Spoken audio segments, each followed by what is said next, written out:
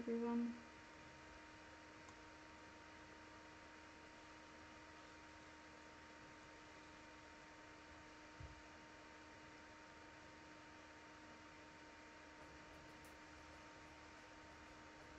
New York City's Mafia, an organization of brutal gangs. To gain wealth and power, members strong-arm businesses and kill anyone in their way. John Gotti was one of organized crime's fiercest members. He wanted to rule New York City. The FBI had to stop him.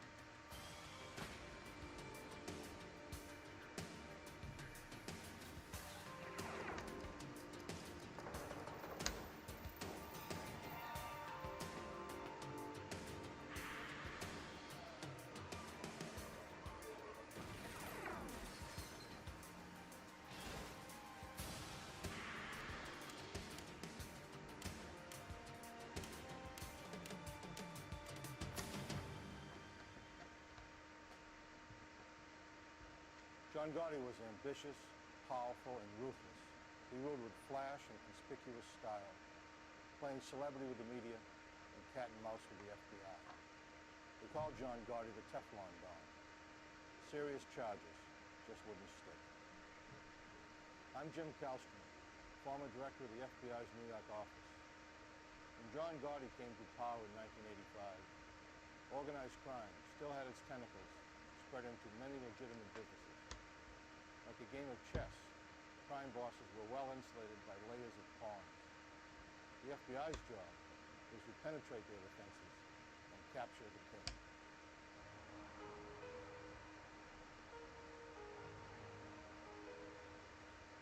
New York is the home of organized crime in America. Through intimidation, terror, and murder, the five families that make up New York's mafia have corrupted labor unions, run extortion rackets, and infiltrated almost every major industry in the city. Disputes among the crime families often erupt over who controls which union or what industry. These disputes are inevitably and violently resolved. By the 1970s, the Gambino family had emerged as the most violent and the most powerful crime family in the nation. As that decade came to an end, the FBI decided it was time to stop the mafia's reign of terror. The Bureau's New York office set up 5 squads assigned to investigate and bring down each criminal family. Special Agent Bruce Mao was assigned to supervise the squad responsible for bringing down the Gambino family. The Bureau realized that we really weren't addressing organized crime here in New York, and so they formed squads to target each particular crime family and try to address the organized crime problem here in New York. So in 1980 we formed the squad, and our target was to put the Gambino family in jail. The main targets of Mao's investigation were the leaders of the Gambino family. The boss, Paul Castellano, and his underboss, Neil Della Croce. Castellano assumed leadership of the family in 1976, when Carlos Gambino, the namesake of the family, died of natural causes. The FBI were also targeting the most powerful captains in the family, like John Gotti. The captains controlled crews of soldiers who carried out the day-to-day criminal activity for the family. Castellano's crews would commit the actual crimes, but Castellano himself did not. Catching him seemed impossible. As the FBI soon learned, the entire hierarchy of the Gambino family was well insulated. The family army consisted of over 50 captains who controlled over 300 soldiers. It was a large and impenetrable secret society, accessible to outsiders only through the lenses of surveillance cameras. But federal racketeering legislation was passed that made ordering criminal acts as much of a crime as committing the crime itself. In order to successfully prosecute the hierarchy of the Gambino family, the FBI had to secretly get them on tape discussing their criminal enterprise. Mao and his team would have to patiently and methodically work their way into the intricate structure of the Gambino family. It would take years to accomplish that goal.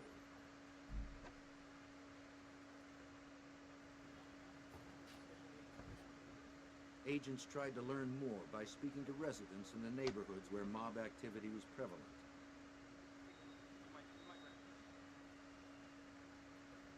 You're sure now? Yeah. So take a look. You might recognize them. Take a look. Take a good look. Take your time. Few people were willing to talk. Only those on the inside could tell agents who were the real power brokers in the family. Cooperating witnesses and informants had to be developed. Betraying the mafia meant certain death. Informants would be difficult to come by. But some were willing to take the risk. Most were low-level criminals, cutting deals with the government to avoid prosecution and long prison sentences. Whatever their motivation, they gave agents something they did not have before: a back door into the Gambino family's criminal operations. Castellano ran the family like a major corporation. Nicknamed within the mafia as the Pope, he used unions to strengthen his grip on various industries in New York.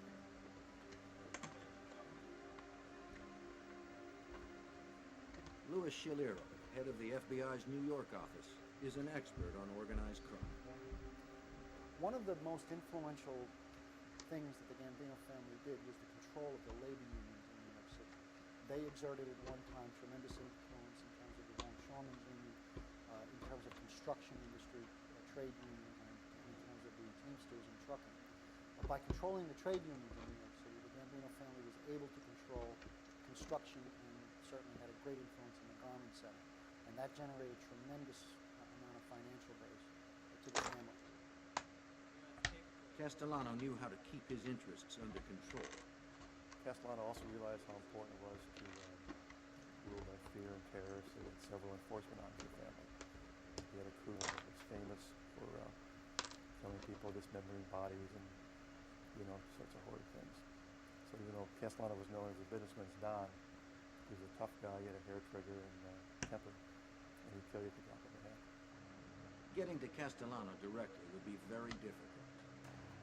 His home in Staten Island was a fortress, under constant supervision by armed guards.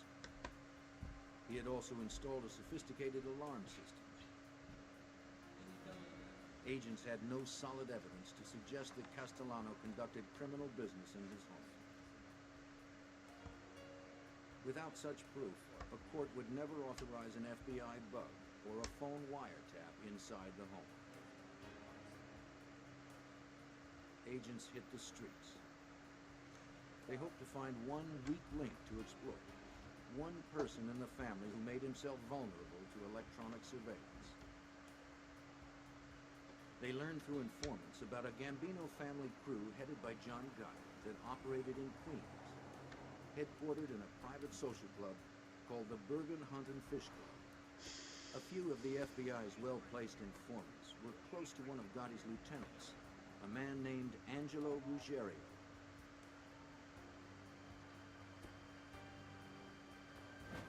Though known on the streets as the most vicious gang in the Gambino family, agents believed they found their weak link in Gotti's crew.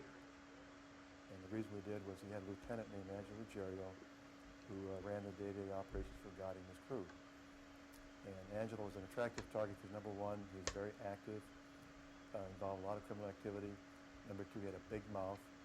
He talked a lot. He was a gossip and a blabbermouth.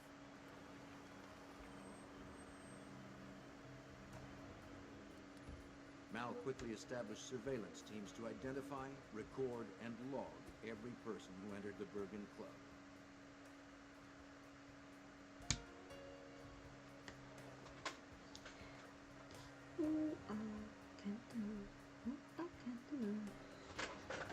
Agents learned that John Gotti and his crew made money for the family primarily through hijacking, car thefts, extortion, and illegal gambling operations.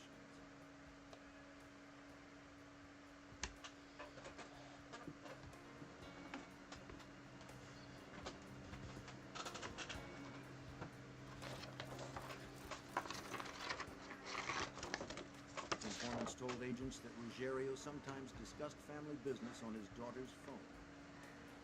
He believed the line listed in her name to be free of FBI bugs.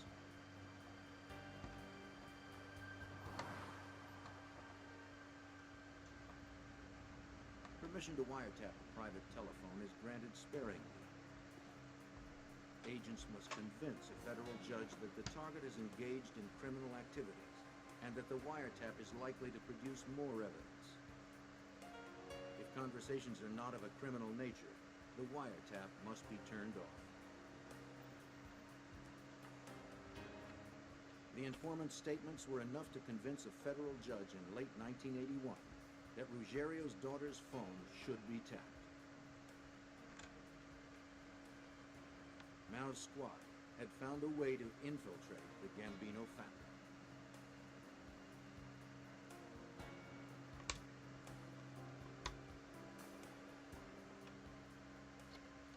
The wiretapping of Ruggiero's phone proved to be one of the most successful wiretaps in FBI history.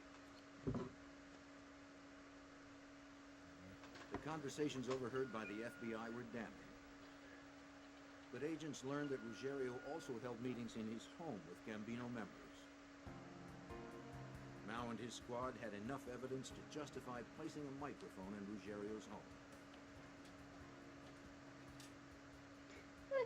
Agents slipped in, installed the bugs in his dining room, and left without a trace.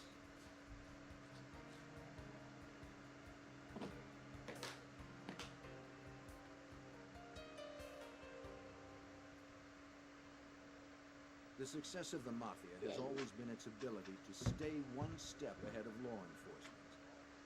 What Mao and his squad did not know was that a high-ranking police officer was on the Gambino payroll. Though the mole didn't know specific details, he leaked information to family members about ongoing investigations and electronic surveillance operations. Hello, Patrick. That's a nickname, Angelo huh? Ruggiero became paranoid that his house was bugged. He searched the house himself, but found nothing. Unconvinced, he called in a professional to conduct a thorough search or sweep for bugs.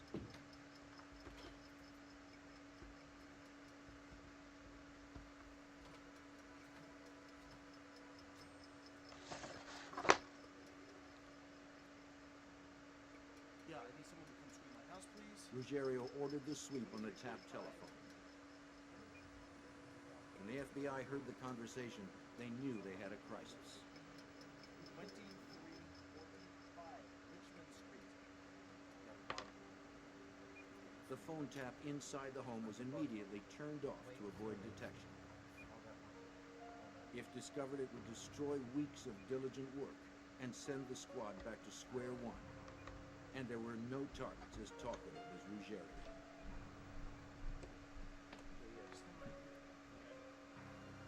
The sweeper arrived with the most sophisticated Scratch electronic Master. detection equipment available.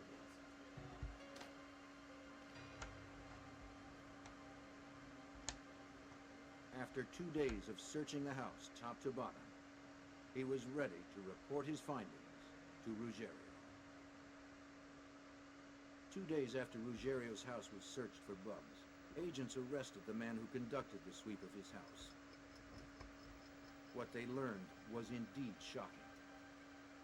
He charged Ruggiero thousands of dollars for his services, but none of his detection equipment worked. He had swindled the mob. Fortunately, he had told Ruggiero his house was clean. It was a lucky break for the FBI. Not only had their bugs not been discovered, but now Ruggiero felt confident to speak freely in his house. And he did so with abandon, right into the FBI microphones. Slowly, the FBI was getting closer to the Gambino family hierarchy. To agents, the conversations were a gold mine. As Ruggiero met with his mob partners, the FBI learned of a major heroin trafficking operation conducted by Ruggiero and John Gotti's younger brother, Eugene.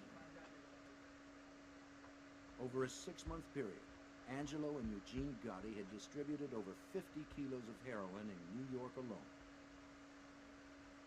The FBI had every last detail on tape. There was a mafia rule in effect that dealing drugs was strictly prohibited. The punishment for getting caught was execution. No appeal, no trial. Ruggiero did not have the boss's permission to deal drugs, and he knew the consequences.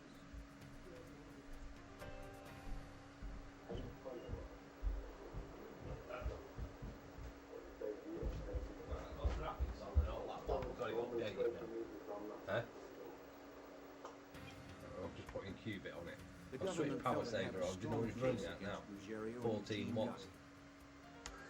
Cool. In September of 1983, they were charged with running a major heroin Hi, distribution Patrick. Hi, network Scratchmaster. and obstruction of justice. Though all of those You okay, indicted kitty? were part of John Gotti's crew, his name was not mentioned in the tape conversations. But with the indictment, Castellano would soon find out that Gotti's men were dealing drugs. Learning of the heroin operation, however, was not the only valuable piece of information learned by agents. Just prior to his heroin indictment, Ruggiero would meet with other soldiers and discuss how he and John Gotti would go to Paul Castellano's house every Sunday for a family meeting. And then Angelo give him a blow-by-blow what happened. Flash on the motherboard. Pull Or this, new BIOS and drivers on it. This guy, everything's on the family. We found Oh, out. fucking around. From the time in another few The hours. next day, other soldiers come over. Of course, Angelo to reconstruct what happened again. So we found out it was happening again. Get up there. Thanks to Angelo, Terrio, John Gotti, and Paul Castellano. Based on the Ruggiero wire, agents now had probable cause to How probe is the house of Patrick? Gambino boss Paul Castellano. And Scratchmaster too.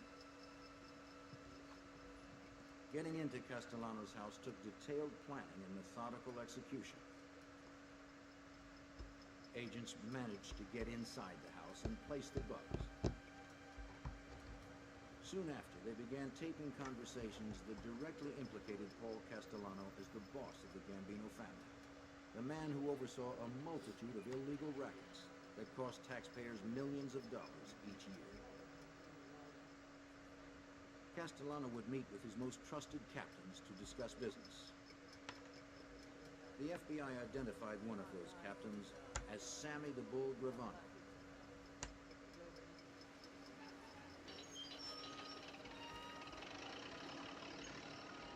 As his nickname implied, the Bull was both strong and aggressive.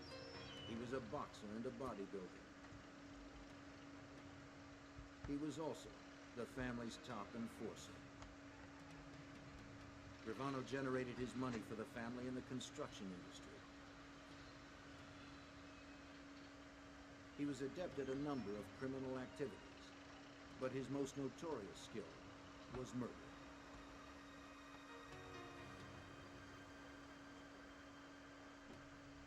As the FBI continued to investigate powerful captains in the family like John Gotti and Sammy the Bull, their sights remained focused on the boss. In 1985, 2 years after Ruggiero was indicted, Paul Castellano was arrested and charged along with other New York family bosses with dozens of federal racketeering and conspiracy violations. Out on bail, Castellano continued to run the family, though his attention seemed focused on how to beat the government's case against him. John Gotti was also facing his own legal troubles. An independent investigation led by the U.S. Attorney's Office ended with Gotti and his mentor, underboss Neil Della Croce, being charged with several counts of racketeering. Della Croce and Gotti were released on bail, allowing them to continue their criminal operations.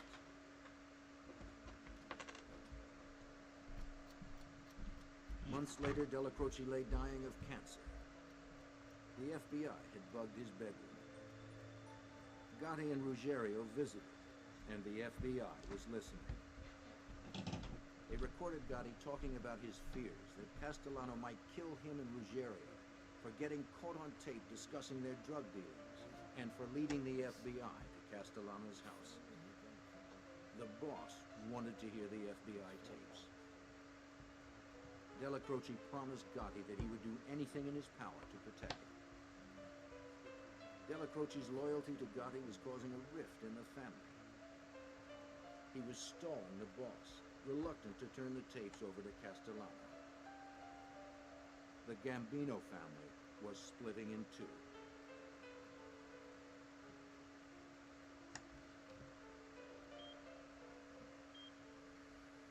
Then, in early December of 1985, Neil Della Croce, the Gambino family's second in command, died of cancer in his home.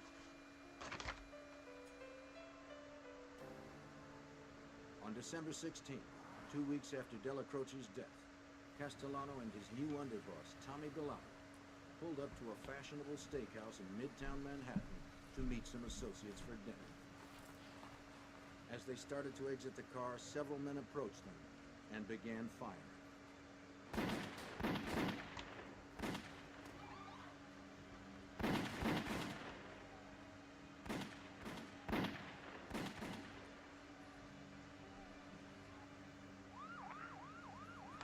Castellano and Bilotti never knew what hit them. They were killed instantly. When the boss of a family is assassinated, the FBI believes that the person responsible is usually the one who steps up and assumes leadership of the family. It was mafia tradition to pay tribute to a new boss, to show him respect.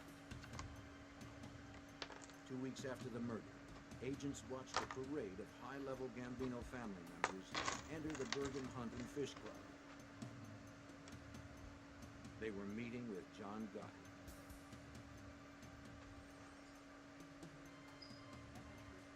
Agent Mao and his squad would have to restructure their attack on the Gambino hierarchy.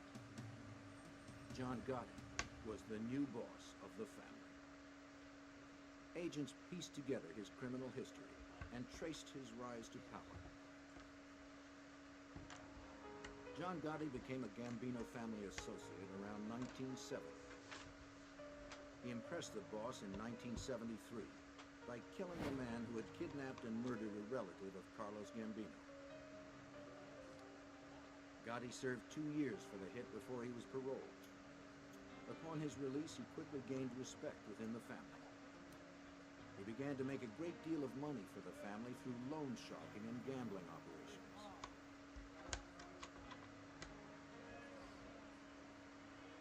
In his neighborhood, he became a hero of sorts, throwing huge 4th of July parties every year, complete with fireworks. Special Agent George Gabriel was assigned to Mao's squad in 1985. He quickly became an expert on John Gotti. He took care of it. If there were old ladies that were in need, if he had money in his pocket, he'd give it out. He was, in some respects, a Robin Hood in his neighborhood.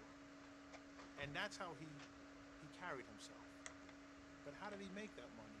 By killing, by robbing, by manipulating, by bribing, by controlling rackets that he didn't have a right to control. And that's a side, when he didn't like you, when you fell on the wrong side of John, you died. I mean, there was no mercy. You died. There's no two ways about it. Gotti was now the king.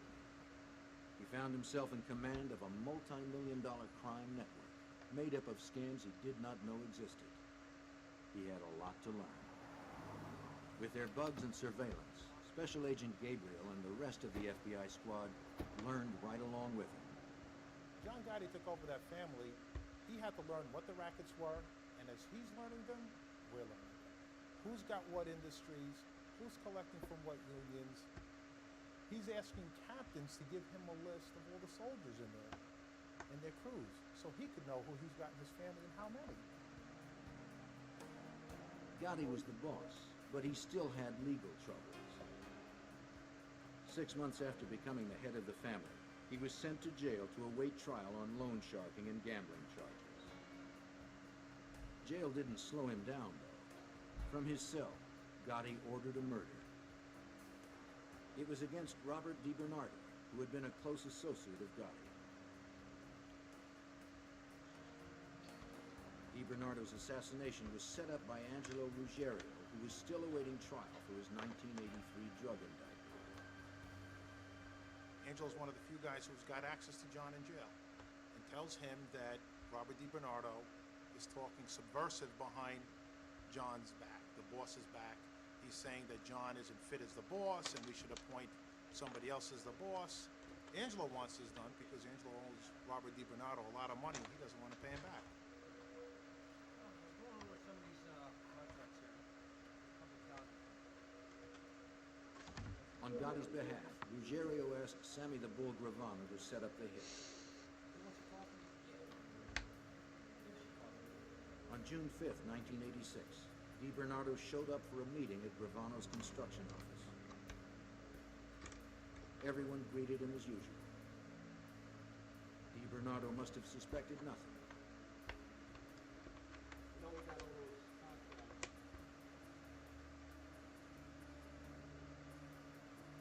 He was shot in the head from behind. His body was never found. The FBI learned of his death through informants. Agents believed Gotti's crew was responsible for the murder, but they needed proof. In August of '96, 2 months after the DiBernardo hit, Gotti went to trial for the gambling and loan sharking charges filed 2 years before. But Gotti had not been the primary target of that indictment. The case was originally designed to bring down underboss Neil Della Croce. The case against Gotti was never that strong, but an ambitious U.S. attorney saw an opportunity to get a mob boss. Though the case did not involve Mao's squad, he sent George Gabriel to observe the trial.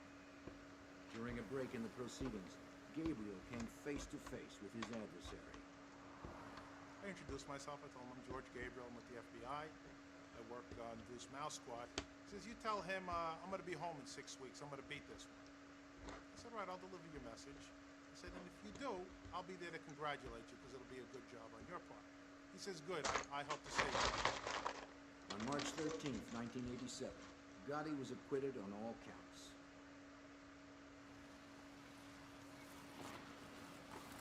George Gabriel made good on his promise. After the verdict, Gabriel went to the Bergen Hunt and Fish Club in Queens, where Gotti was having an acquittal party.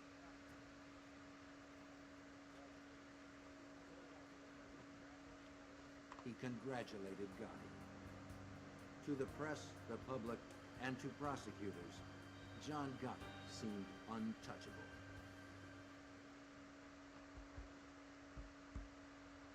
Out of jail, John Gotti resumed his celebrity status. Around town, he was seen at fine restaurants and glitzy nightclubs, always immaculately dressed. Already he was known as the Dapper Don. Now, with his acquittal, he earned the title of the Teflon Don. Charges slid right off him. To the media, he was glorified as the underdog who took on and beat the government. But now, it was Mao's turn to make a case against Gotti. I get upset when they glorify a guy like that. To me, he's just a common thug, a criminal. He's a terrorist. He doesn't believe in our government. He doesn't believe in voting, doesn't believe in church, doesn't believe in family. He's a mass murderer. How can you glorify this guy and make him a role model for your kids? That's very upsetting. In order to make his case against Gotti, Mao had to find out where he was conducting his business. The FBI bugs planted at the Bergen Hunt and Fish Club had dried up. Since becoming boss, Gotti wasn't spending as much time there. The squad leaned hard on informants to find out where Gotti held his high-level meetings. It took 8 months, but in early 1988, they finally found Gotti's new headquarters. Gotti turned the Ravenite Social Club in Little Italy into his headquarters. It was a symbolic gesture on Gotti's part. The Ravenite was his mentor Neil Della Croce's old club. Here, Gotti would meet with his captains to conduct family business. Agents rented an apartment down the street from the Ravenite. A high-powered camera was installed to record all those who came and went from the club. In February of 1988, the FBI earned court approval to bug the Ravenite. With 30 or 40 people in the room, deciphering conversations was difficult.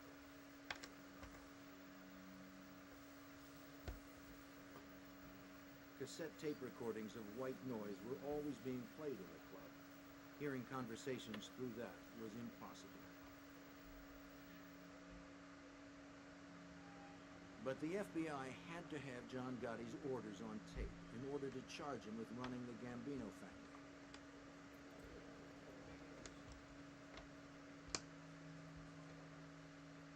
So far, the bugs in the Ravenite had not produced much evidence.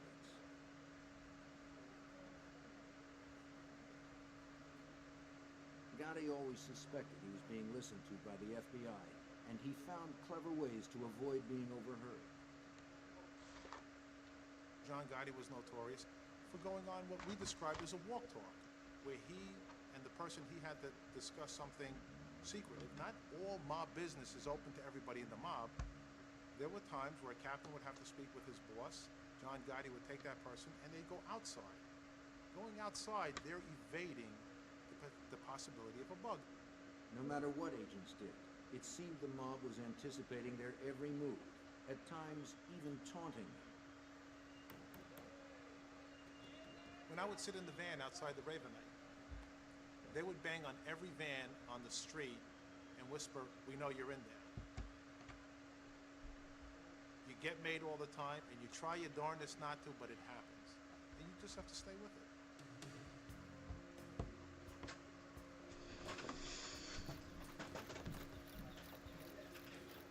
John Gotti ordered another hit out of range of the FBI bugs. This time, it was Louis Melito, a Gambino soldier whose loyalty to Gotti was suspect. Gotti felt Melito was a threat to the family administration, since Melito had been a close business associate of Paul Castellano and Tommy Bilotti. Sammy the Bull agreed to oversee the hit. He too had little use for Melito. Sammy felt he was trying to move in on the construction industry. Melito was shot dead under Gravano's supervision, his body removed and never found. The FBI learned of the hit through informant rumors. But again, there was not enough hard evidence on Gotti to arrest him. Gotti was ordering people killed right under the FBI's nose. The cat-and-mouse game intensified, and so did the pressure on the FBI to stop him from ordering more killings. Mao knew he was overlooking something. Gotti must be talking, but the FBI didn't know where. In December 1988, Bruce Mao decided it was time to shut down the wire and regroup. Very frustrating time because we knew we were so close. We had these guys on videotape. We see them coming and going. We saw the walk talks around the street. We were so close, but yet so far away from achieving our goals. The bugs were shut down, but the FBI's Gambino squad would not give up. They developed a new informant who told them Gotti would sometimes be in deep conversation with one of his men in the Ravenite. Then abruptly, they would leave the table and go into a hallway behind the club. Usually they were gone for 10 or 15 minutes. The meetings in the hall were no doubt incriminating ones. And in a quiet hallway, FBI bugs could pick up more of the conversations. The squad quickly took advantage of the opportunity.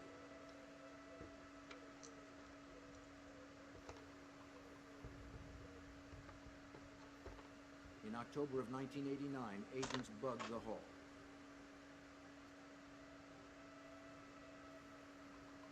They recorded Gotti meeting with several Gambino family members there.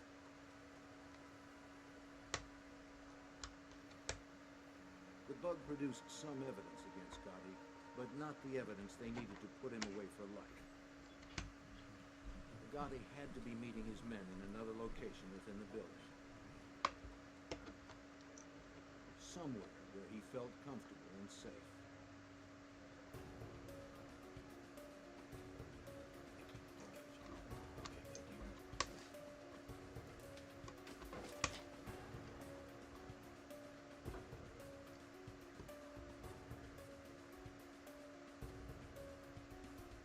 In the fall of 1989, agents learned from informants about another location within the building that Gotti frequented.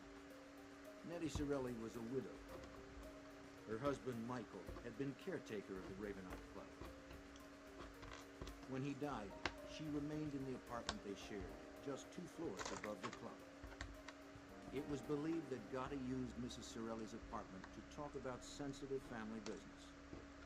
Getting into Mrs. Sorelli's apartment undetected was going to be a problem. She rarely left.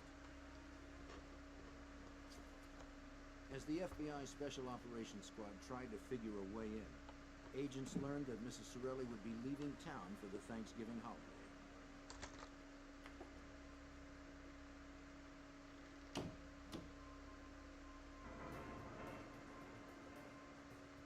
It was the opportunity they had been waiting for. Agents went to work.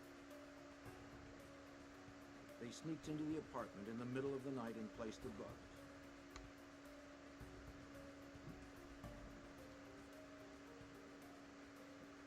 On November 30th, 1989, the first conversation taped in Mrs. Sorelli's apartment came over the wires.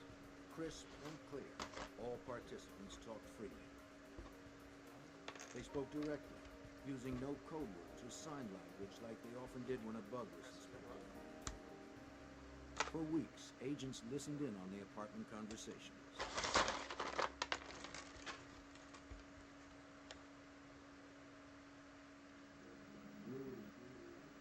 On December 12, 1989, they got the biggest break they could ever have hoped for. That day, Gotti and his underboss, Frank Locascio, met at the apartment. In a rambling conversation, Gotti left a trail of evidence that would later haunt him. He explained labor union rackets and other crimes. And he talked about ordering the murders of several people. The agents monitoring Gotti that night could barely believe their ears. More shocking to agents was what they heard Gotti say about Sammy Gravano. For over an hour, Gotti went on a verbal rampage about Sammy. He said Gravano was getting greedy, taking too big of a cut from the construction racket profits. He was becoming too active in the family, not respecting Gotti's authority. Gotti suggested that 2 murders that he himself had ordered were because Sammy was trying to protect his own interests. According to Gotti, Sammy had suckered him into murdering DiBernardo and Melita. It's a very important conversation because during this long diatribe, John confessed to 2 murders. He confessed to ordering the hit on Robert DiBernardo. He confessed to ordering the hit on Louis Melito. Both he claimed that Gravano's urging to have murdered. He also talked about a 3rd guy named Louis DiBernardo who was going to murder another partner of Sammy's. John detailed also his control of different labor unions. He also detailed how much money he's making from different illegal activities. This is our smoking gun. It's the best tape of that entire electronics event. After recording a few more conversations, the wire in the apartment was turned off in May of 1990. For Mao's Gambino squad, all the years of patience had finally paid off. They had the best evidence they could imagine, and it was John Gotti himself. Over the next few months, agents put together their case against Gotti.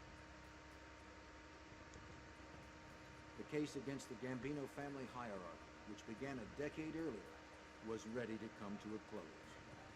On December 12, 1990, exactly a year after Gotti's fateful conversation, Special Agent George Gabriel and 2 others went to the Ravenite Social Club. Their purpose was to arrest John Gotti, Sammy Gravano, and Frank Locascio. Backup officers were close behind, or so Gabriel thought. When I went into the club to arrest them, they had just ordered coffee. And myself, my partner, and one of the police officers kind of accidentally went into the club ahead of the rest of the arrest team. We were about a minute ahead of everybody. So there we were in the classic, we've got you surrounded, and we're looking behind us, and there was nobody there. But there wasn't a problem. Everybody complied with what we asked for. And either John or Sammy asked if they can have their cup of coffee, and I said, yeah, go ahead. We've got plenty of time before we leave. On his way to be booked, Gotti asked Agent Gabriel what he was charged with. Gabriel ran down the list and told Gotti of the taped conversations, especially in the hallway in the apartment. At that, Gotti fell quiet. At a bail hearing a few days later, the three defendants heard excerpts from the FBI's tapes. They played a segment from the December 12th conversation. Sammy Gravano heard Gotti bashing his character. For the first time in life, John Gotti was embarrassed. He was turning shades of blue and pink and trying to duck under the table. Sammy was turning red because he was hot on the firecracker. And they kept looking at each other like, what's going on here? But that tape planted the seeds for the first time in Gravano's mind that he and John Gotti could never coexist. And one had to kill the other if they were to get out of jail. After hearing the tape, Gravano realized Gotti's defense strategy would be to blame him for the murders. Gravano was being set up as the fall guy. On November 8th, 1991, Gravano decided to cooperate with the FBI and tell them everything he knew about the Gambino family.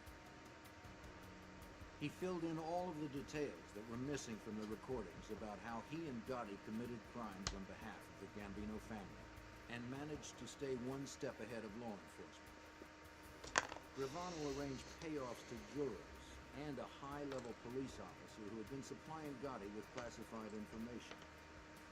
Both the jurors and the corrupt officer were indicted and given jail sentences. Gabriel finally learned why Gotti had been able to avoid successful prosecutions. He's out there in everybody's face. I beat the government. They've got nothing on me.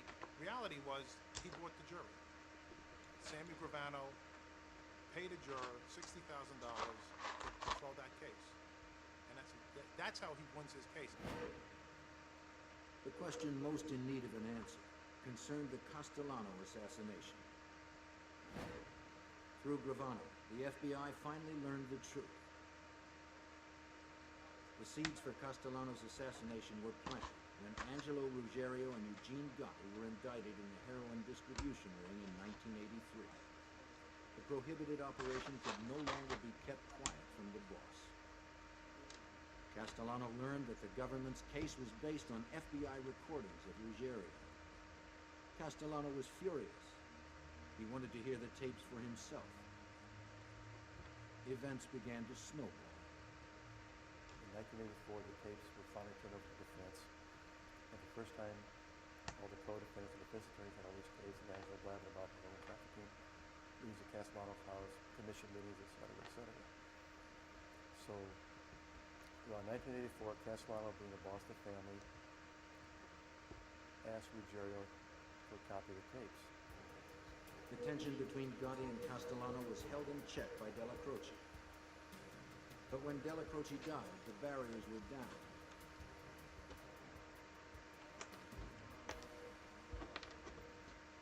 A few days after Della Croce's death, Castellano summoned his captains for a meeting. Tommy Bellotti would replace Della Croce as underboss. More ominously, Castellano declared that Gotti's crew would be disbanded, his men absorbed into other crews. Castellano had finally listened to the Ruggiero tapes. They had given the government such a good case that after the trial, there probably wouldn't be much of a Gotti crew anyway. Gotti was furious, and he knew he was a target. Yes, baby boo. There was grumbling among the ranks that Castellano was preoccupied with his legal problems and wasn't paying enough attention to the family. Some members thought he was pocketing too much money for himself, not spreading it around among the soldiers and captains. Gotti began to formulate his takeover. He had Angelo Ruggiero approach 3 of the 4 other mafia families. He wanted to know if they would look the other way if something were to happen to Castellano. The families said they would not interfere. Gotti carefully picked a few soldiers to help plan the hit. In particular, there was one Gambino member whose support would be crucial if the hit was going to succeed.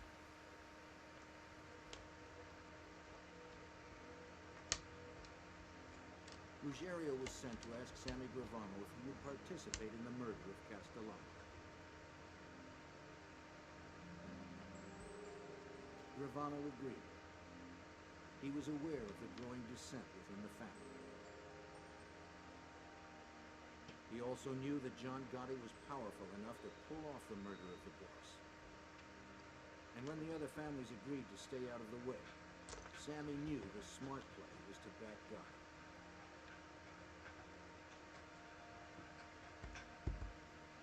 Gotti put together a team of 5 Gambino family members to plan Castellano's assassination. They called themselves the Fist of Five. Hitting the boss of the Mafia's largest family was a formidable task. The Fist would have to find Castellano away from his loyalists. And they knew that Castellano was under constant law enforcement scrutiny. He must be hid someplace where the FBI was not apt to be following him. Their best opportunity came in mid-December 1985. Castellano had asked 5 of his captains to meet him for dinner at Sparks Steakhouse in Midtown Manhattan.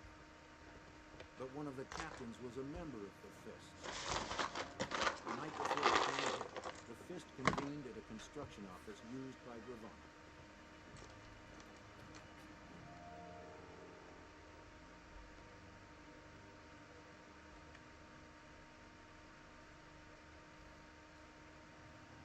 Four shooters had been hired. 2 for Castellano and 2 for his driver and underboss, Tommy Bellotti.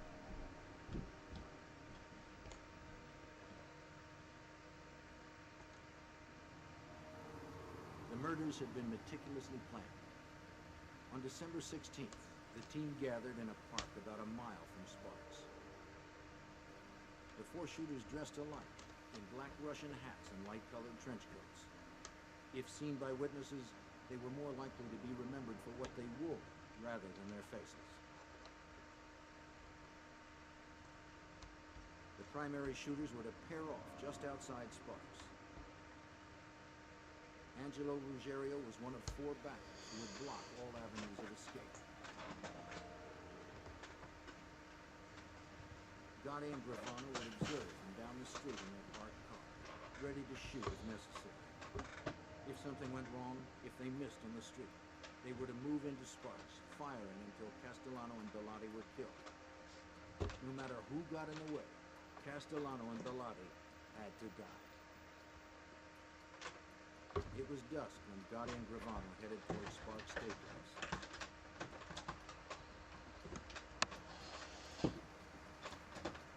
The shooters took their places. Gotti and Gravano soon found their vantage point, a parking space at an intersection down the street from the restaurant. They waited in the car. Castellano was late. Perhaps he'd been tipped off about the plot on his life. In the middle of a conversation with Gotti, Gravano suddenly looked to his left and panicked at what he saw.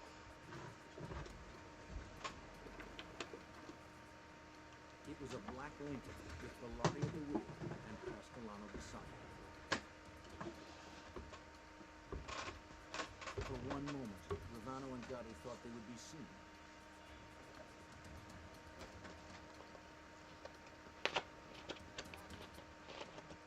But the light changed and the car moved on.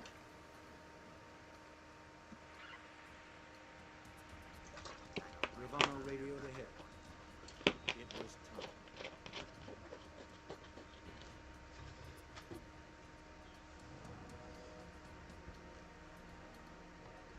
As Bellotti pulled the car to the curb, the assassins advanced.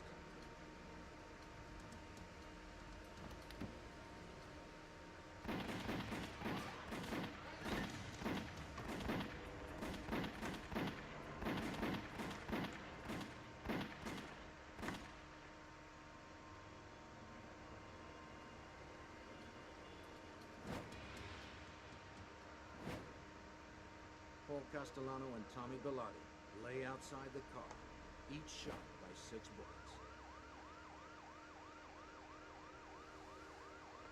According to Gravano, Gotti eased the car into the street and passed the body sprawled on the pavement. He had to be sure Castellano was dead. Gravano's detailed account finally put an end to the speculating.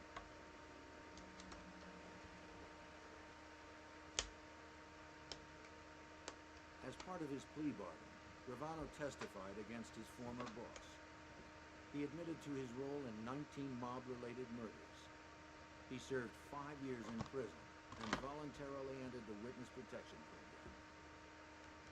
On April 2nd, 1992, John Gotti was convicted of 5 murders, including Paul Castellanos and Tommy Biladas. He also was found guilty of other crimes under the umbrella of obstruction of justice and racketeering. They included bribery of a police officer, jury tampering, gambling, bookmaking, tax evasion, and attempted murder. John Gotti will live out his life in prison, stripped of his audience, his expensive suits, and his flamboyant style. Many other mobsters have gone the way of John Gotti in recent years. The FBI crackdown on organized crime is working. Louis Shaliro, head of the New York office, is optimistic about New York's future. People today, I think, can build a building in New York City without being shaken down by a Cosa Nostra family. I think a restaurant in New York City could have their garbage picked up without fearing that they will be shaken down if they don't pick a particular carter. People today can compete on the Fulton Fish Market without the necessity of paying off one of the particular New York crime families. So we've come a long way. There is certainly a lot of things that left to be done, but I think people generally in New York City are starting to feel the effects of this effort. The battle rages on in New York City. Mafia families continue to plunder, continue to kill. But because of the ceaseless efforts of the FBI, the people of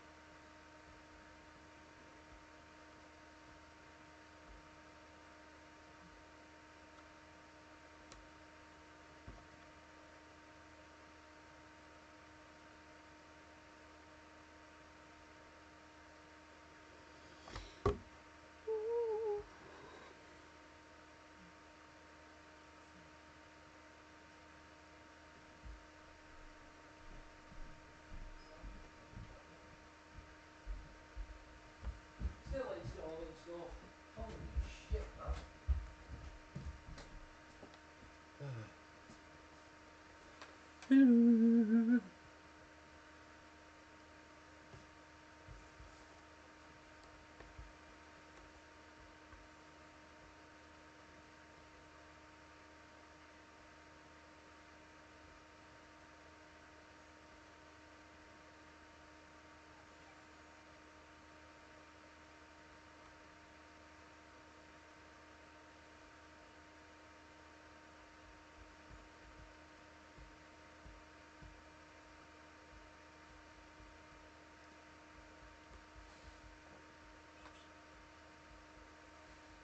Very diddly.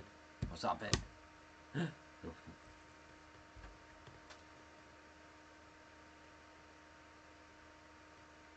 Okay. I'm gonna try and find another one of them, more of them chips now. Yes. Right, go. Good girl. Hiya. I put all that bread out and the birds haven't touched it. Huh? Hmm. Okay.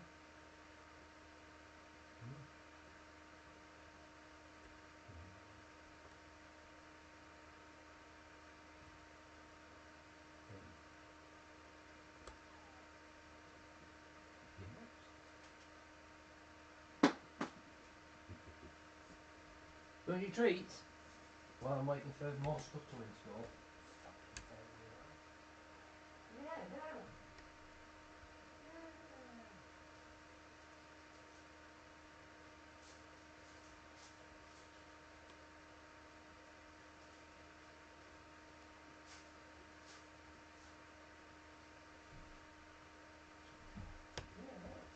Right down.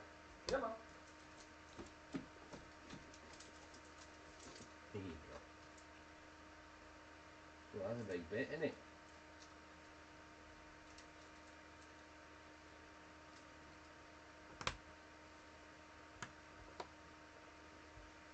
Yeah.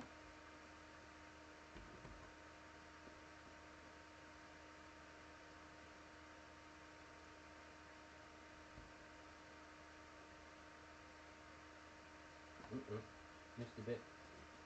Here. Smudge. You want your treats? Come on.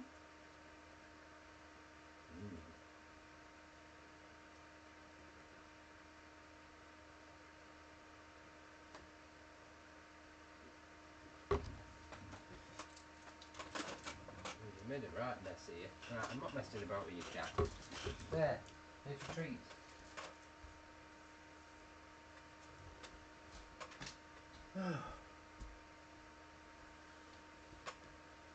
You nearly done the boss. Yeah, that's what I was focusing on. Get the brush done. And the building around it.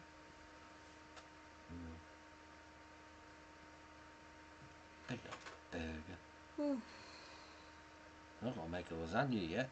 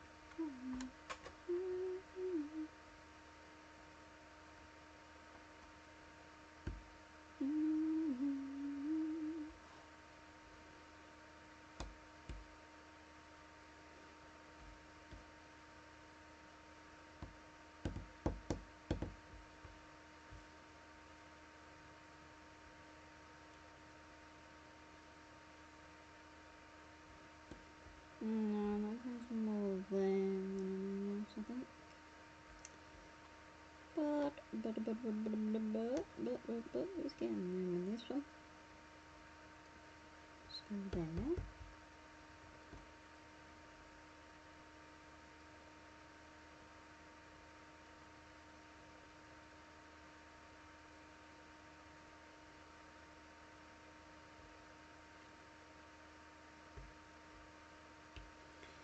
Let's go there. Oh.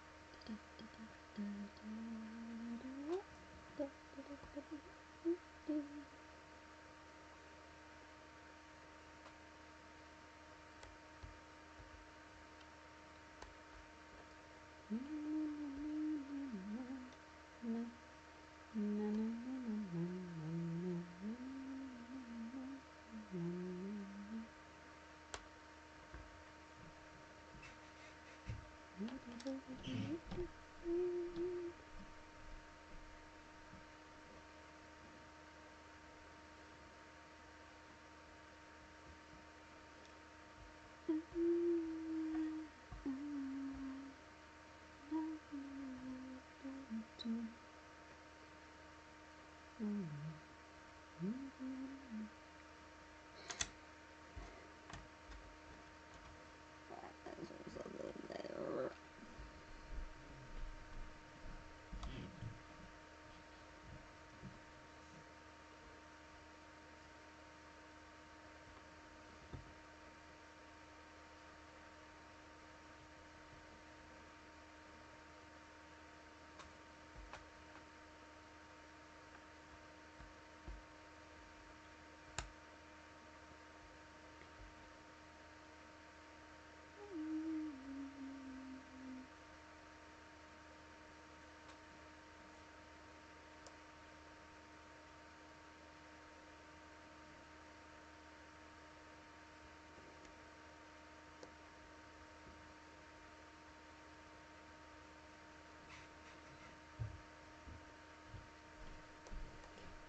Love is just a state of mind.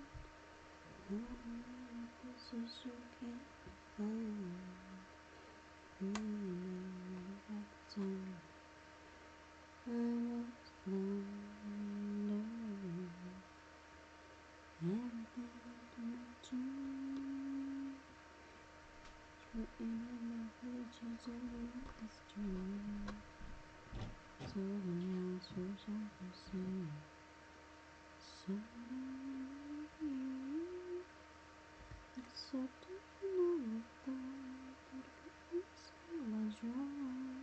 Now I'm caught in the middle. In the eyes of wonder, all of it very soon. Now I'm caught in the middle. So different, oh so easy.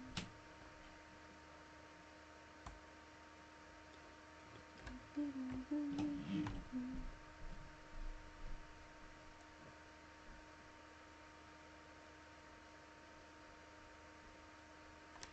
It's so different, so can't get over you. It's so different without, but it's always wrong. If being caught in the middle.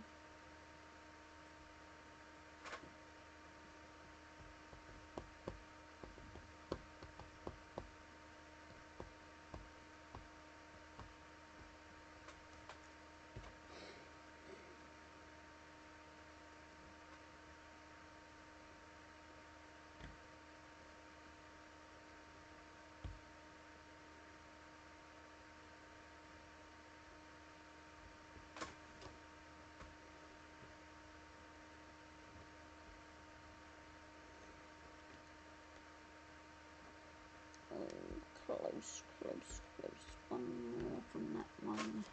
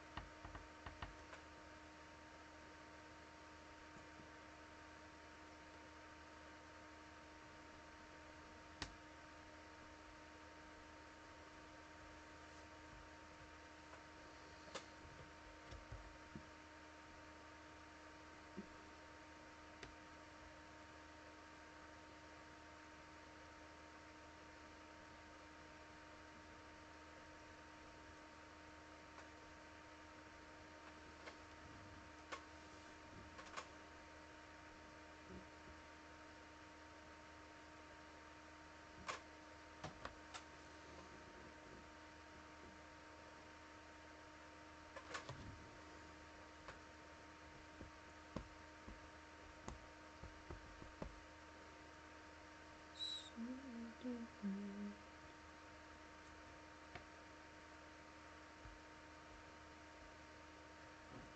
And you'll find the one desires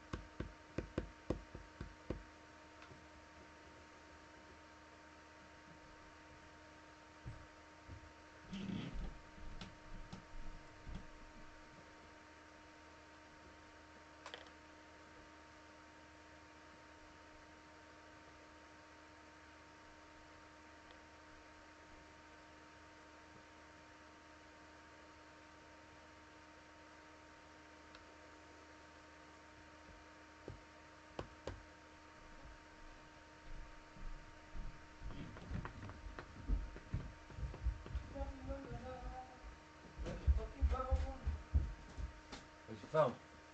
Need a code off it. No, I might get the code. Where is it now? There you go. There it is. Let me have a look.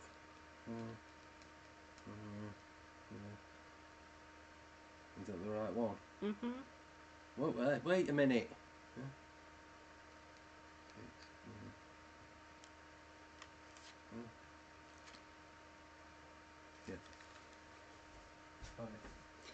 My order's shit.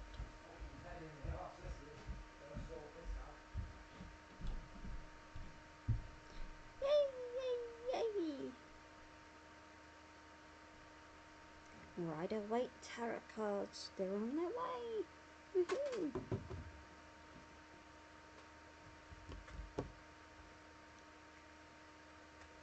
And I do not think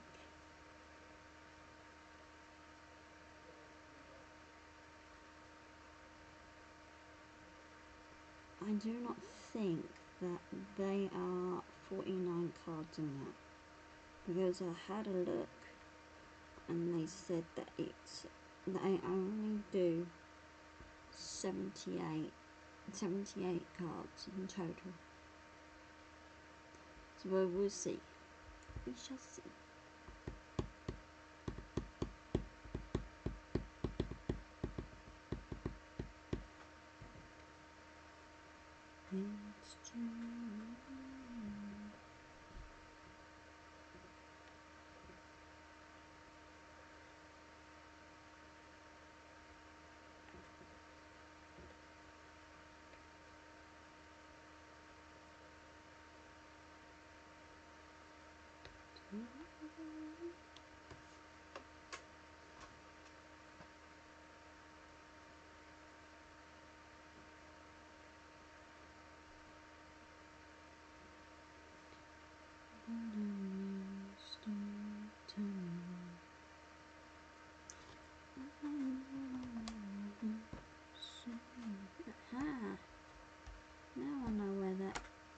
stand for there. Haha.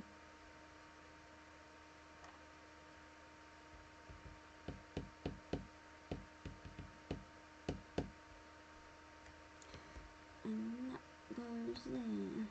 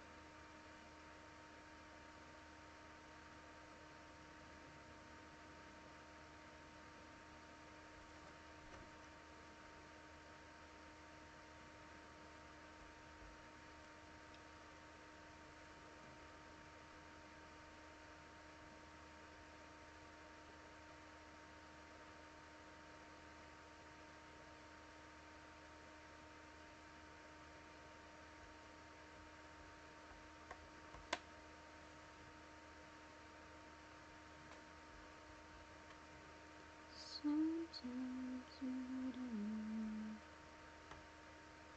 how long God to sleep. It's when I tell you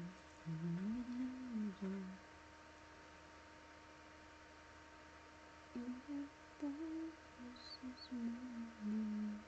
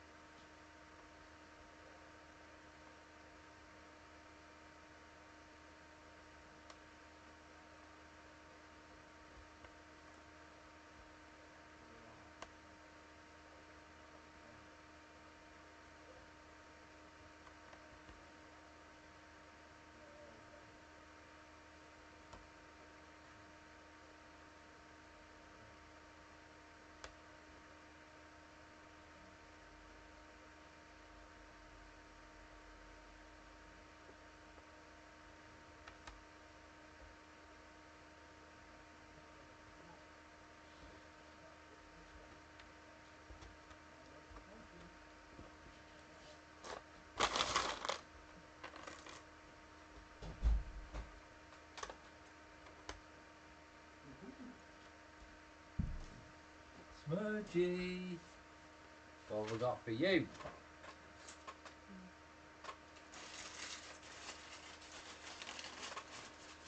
A whole fresh salmon tail. Ooh. Got a whole fresh salmon tail all to myself. So I've got to cook that off for her. I'll steam that off for her. Some paper. I think that is it.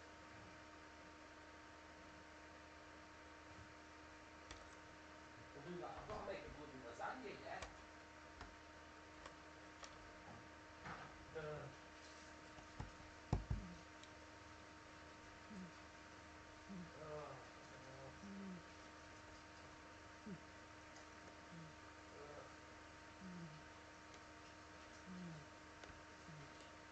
You do know there's only me watching you? Mm-hmm. I can believe it. But I'm gonna call it anyway. Alright, I'm gonna call it. I'll see you guys. Poach that off for her. Okay. Right, in a pan. Mm-hmm. I'll poach it for her in a pan. You got a fresh salmon fillet. You had puddy cat. Yeah, but look at her. You smell She salmon. smells fish. She's come out. You woke up now. What is it? Is it salmon? She can smell it. She can smell it. You want some salmon? I've got to cook it first. You can't have it raw. No. Make you poorly.